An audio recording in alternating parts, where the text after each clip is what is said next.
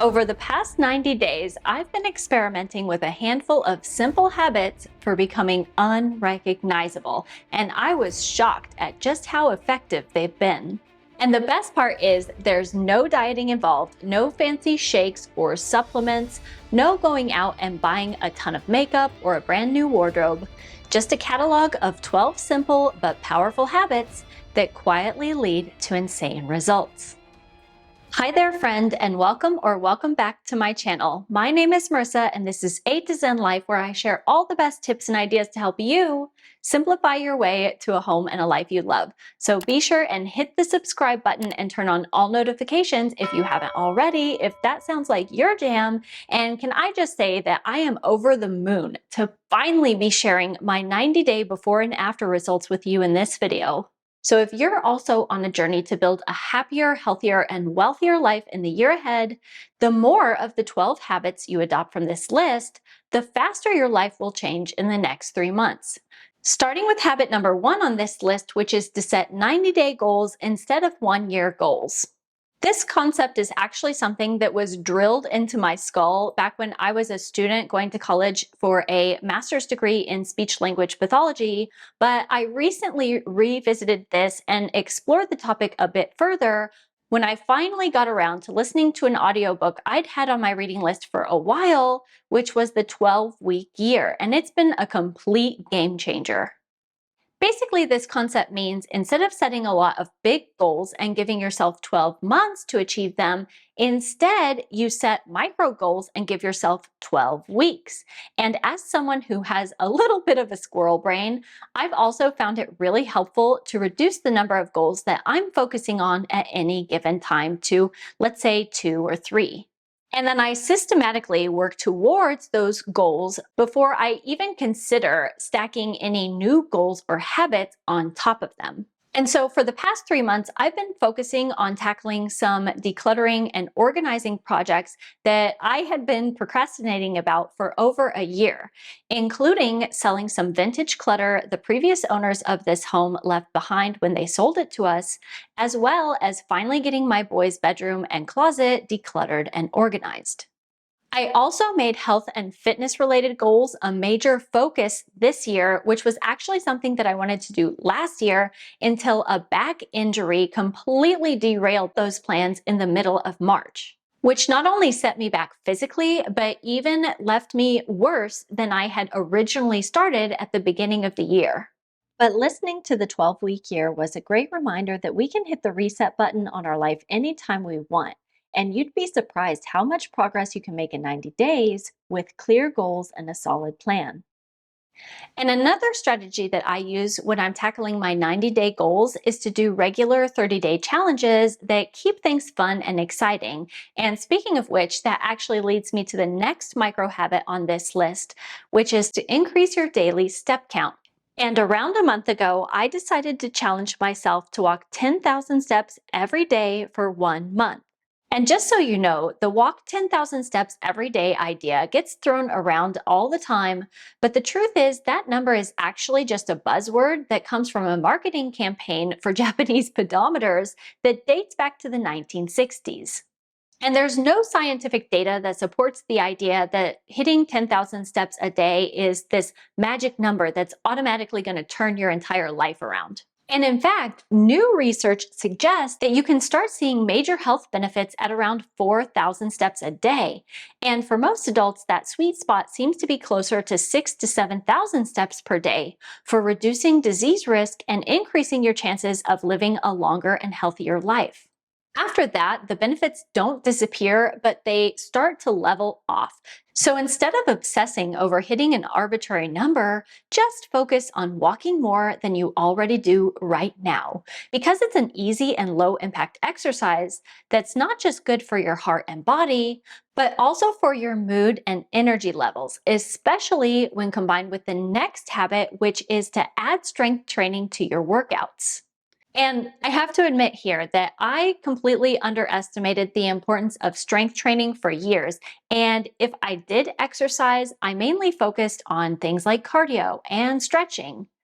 But then last year, I got a pretty brutal wake up call when I injured my back trying to move a heavy planter. And when I was sharing my family history with my doctor and how almost every single member of my family has either had surgery on their back or knees, he told me point blank that if I didn't start working on strengthening my back and my core and my legs, then I was probably headed down that path myself, and this was going to keep happening. And even though that might sound a bit harsh and like an episode of Scared Straight, actually his words kind of healed something deep inside of me, because I realized that exercise doesn't just have to be about losing weight or shrinking my body to fit into a smaller pair of jeans.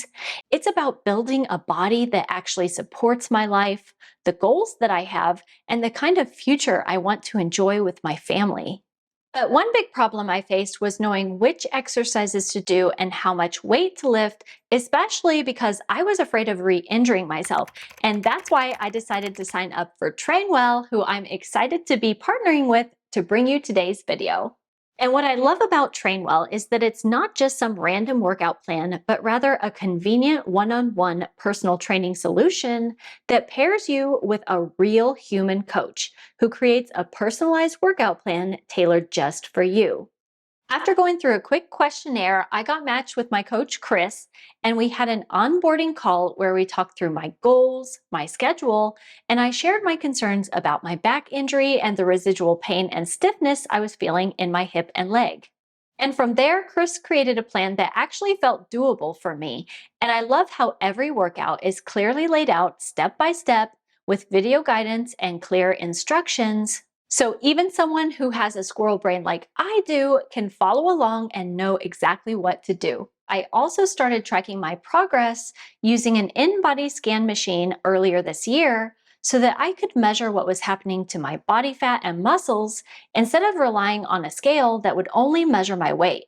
And since then, not only have I dropped 10 pounds of pure fat, but I've also added 4 pounds of skeletal muscle mass to my frame, which is honestly wild to me because I didn't just lose weight.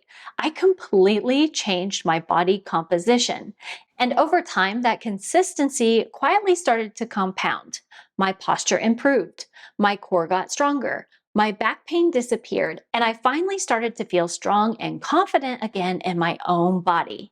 So if you're like me and you've been wanting to get into a fitness routine but have felt too overwhelmed, inconsistent, or stuck and unsure where to start, be sure to check out the link I've shared down below where you can take a quiz to get matched with your own personal trainer and get a 14-day free trial of Trainwell, or scan the QR code on the screen right now.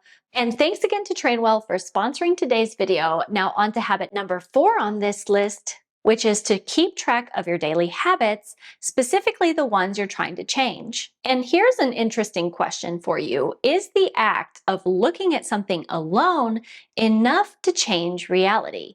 And it might surprise you to know that according to quantum physics, the answer is yes. In physics, this phenomenon is known as the observer effect, and it was first proposed in the 1920s when it was discovered that electrons start behaving like particles when observed and like waves when unobserved. And this effect now spans multiple fields from quantum physics to psychology and how observation can change human behavior. Just like how you can't measure the pressure in your tire without letting out a small amount of air when you do, which changes the very thing that you're trying to measure. And this always reminded me of a popular quote from a book called The Secret that goes, "Energy flows where attention goes."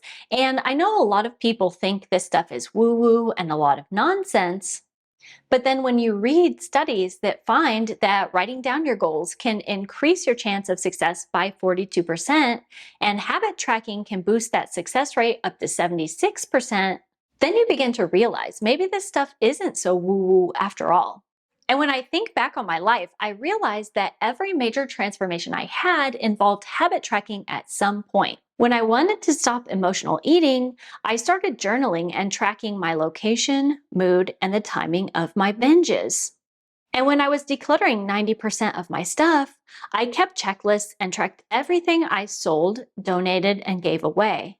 And then during last year's no buy year, I tracked every single impulse spending trigger and temptation that I encountered and where it was, how I was feeling at that time, so that I could really analyze this psychology of why I was feeling tempted to impulse buy those things. And I also tracked the price of every single item along with that. And then at the end of the month, I added all of that money that I had saved by not giving in to those impulse spending triggers and temptations into a high yield savings account, which is how I was able to build an emergency fund of over $15,000 in 1 year. So if you also want to become unrecognizable in 90 days, don't just say you're going to try harder. You need to actually measure and track your progress and results. Prioritize eating one ingredient foods. This is a tip I picked up from a doctor I heard being interviewed on the Mel Robbins podcast, and it's honestly one of the simplest ways to clean up your diet without overthinking things too much.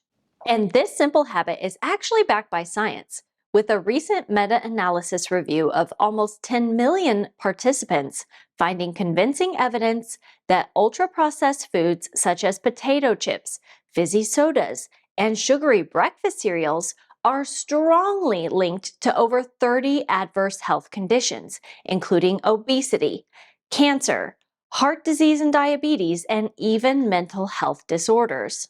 And that's where these one ingredient foods come in, allowing you to radically simplify your diet in one easy to follow rule. Because when you look at something like an avocado or a sweet potato, they don't have an ingredient list full of things that you can't pronounce. They are the ingredient. And so nowadays, I try to make about 80 to 90% of our meals from whole, one ingredient foods.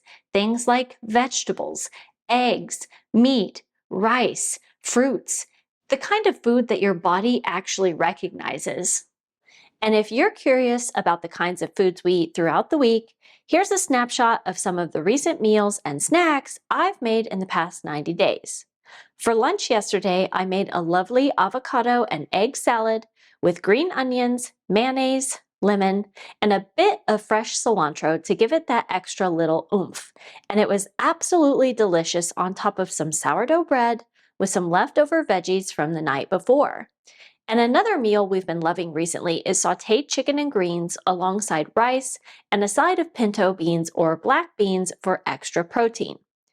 Another thing I do is make my own popcorn at home, as well as things like homemade muffins using roasted butternut squash and oatmeal, which my kids absolutely adore.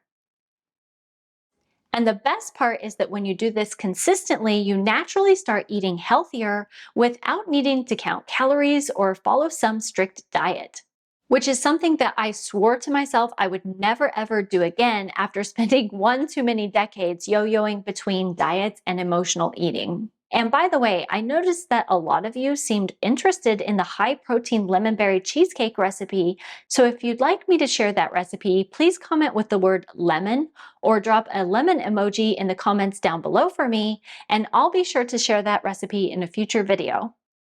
The next habit is to read 10 pages of a book every single day. But if you're someone who struggles to sit down and read, you can always listen to 10 minutes of an audiobook instead.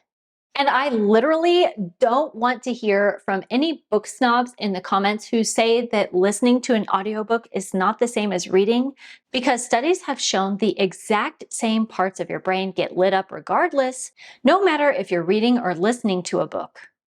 And some of the books I borrowed this month include an illustrated guide to meditations by Marcus Aurelius, a book about sustainability that I'm reading with my kids, and a book about rucking, which is something that I've been discussing with my Trainwell coach and I'm super interested to dive into. And the goal here isn't to finish a book so that you can cross it off some arbitrary checklist. The goal is to expose yourself to ideas that inspire you, teach you something new, or help you grow. And speaking of which, another small but powerful habit is mastering the art of the fast reset. If the book you're reading is dull, boring, or not what you expected, don't finish reading it. I actually love that book, okay? Just so you know, okay? I actually put down a blanket so that the book would be nice and safe. Gomenasai. If you bought something you regret, return it and get your money back. If you miss a workout, make it up the next day. And if the date you're supposed to be meeting is 15 minutes late, don't be afraid to get up and leave. Back when I was in my early 20s, I was in a toxic relationship with a guy who was abusive and couldn't hold down a job to save his life. But after 3 years together, I felt like I couldn't leave because it would be throwing away all of the time, money, and emotions I'd poured into that relationship. And in psychology, this is what's known as sunk cost fallacy, which is the tendency we humans have to continue investing in something that isn't working just because we've already poured a significant amount of time, money, or energy into it already. But the truth is, it doesn't matter how long you walk if the path you're on is leading in the wrong direction. And some things cost a whole heck of a lot more when you keep them, from bad relationships to regret purchases. And the quicker that you can let go of the negative, the faster you'll be able to turn your life around and move towards the positive. Another simple habit that can completely change your life is spending as little as 10 minutes a day regulating your nervous system. Because if you're constantly stressed, overwhelmed, or stuck in fight or flight mode 24/7, no amount of productivity hacks or good habits are going to stick.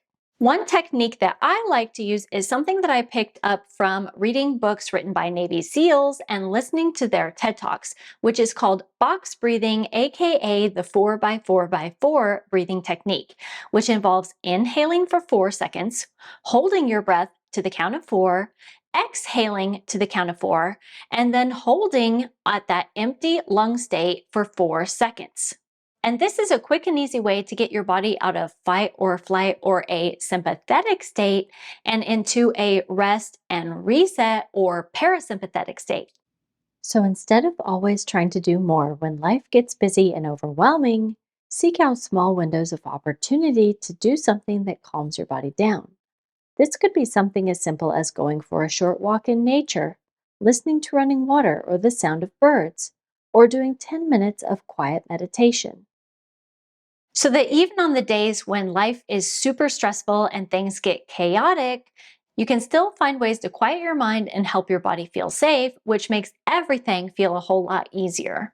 Number 9 on this list is to get rid of clutter. And you know me, I had to include this one because nothing will change your life faster than letting go of the stuff that's weighing you down. Not just the physical clutter, but also the mental clutter, the emotional clutter, and even digital clutter that makes you feel stressed out when you hit the storage limits in your email inbox or on your iPhone. Studies have found that clutter and mess increase cortisol, which is also known as the stress hormone. And over time, living in a crowded environment where you're surrounded by a lot of clutter has a way of dragging you down and can cause all sorts of physical and mental side effects. Growing up, I thought clutter and mess were just normal, and so was living with things like chronic anxiety and insomnia and feeling sad, overwhelmed, and unmotivated all the time. But the moment I began decluttering was the moment that everything changed. I created space, space to think, space to breathe, and more space to actually enjoy my life and my family. So don't underestimate this one because decluttering isn't just about having a tidy and aesthetic home, it's about taking back control of your entire life.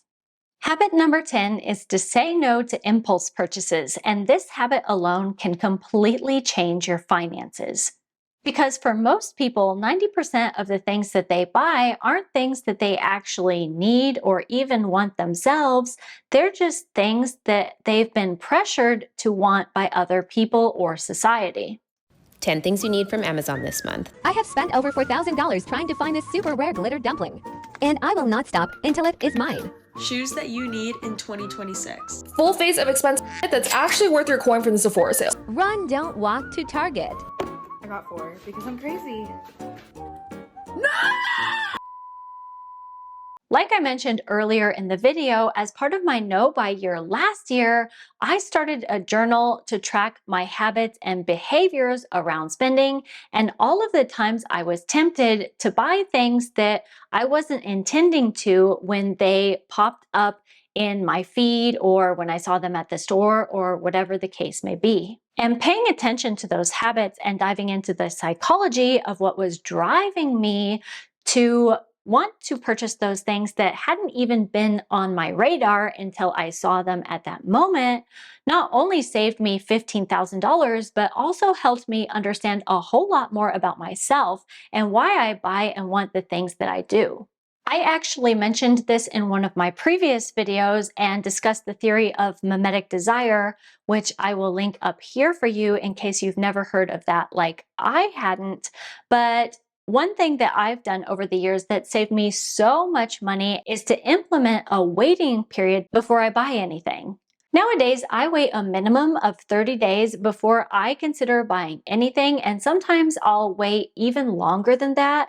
But if you're just starting out, I would suggest for you to implement a waiting period of maybe 24 hours or 72 hours and try to strengthen that muscle of saying no to impulse purchases. And what you'll start to notice is a lot of those must-haves quickly lose their appeal, and over time, you'll build more self-control, save a lot of money, and be a whole lot more intentional about the things you bring into your home and life. Habit number 11 is to follow the 3-2-1 rule, and this habit alone has made a huge difference in my sleep and energy levels, as well as how easy it is for me to get up in the morning. Basically, the 3-2-1 rule means that you stop eating 3 hours before bedtime, you stop drinking 2 hours before bed, and you stop looking at screens 1 hour before bedtime. And all of those things combined will help you get a better night's rest and wake up easier in the morning. I don't know about you, but when it comes to eating and drinking and sleeping, I just kind of went by vibes and ate when I felt like it, drank when I felt like it, and went to bed when I felt like it. And I wish I had known this rule a long time ago, especially when I was in college, because I think that I probably would have been a whole lot healthier and better rested. This rule is also better for digestion, and it reduces the likelihood that you'll have to get up out of bed to go pee in the middle of the night. And finally, the last thing I wanted to share with you is what I'd like to call do it scared and dirty. Especially if you're chasing big goals or trying to make huge life changes, at some point you're going to have to be okay with doing it scared, doing it messy, and doing things imperfectly. Because a lot of the times, perfectionism is just procrastination in disguise. And when we tell ourselves we just need more time, we just need to do more research, or we just need to feel a little bit more prepared before we make the leap, what we're really doing is letting our fear hold us back. It reminds me of that famous quote that goes, "You miss 100% of the shots you don't take." So even if it's messy and even if it's imperfect, you have to be willing to take that shot at some point, because consistent action is what's going to make things happen in your life. And speaking of action, if one of your goals is to get healthier or fitter, don't forget you can scan the QR code on the screen right now or click the link in the description to check out TrainWell, take their quiz, and sign up for a 14-day free trial. Or you can go check out this video, YouTube Thinks That You Like, and I'll see you next week. Until then, take care. Bye-bye.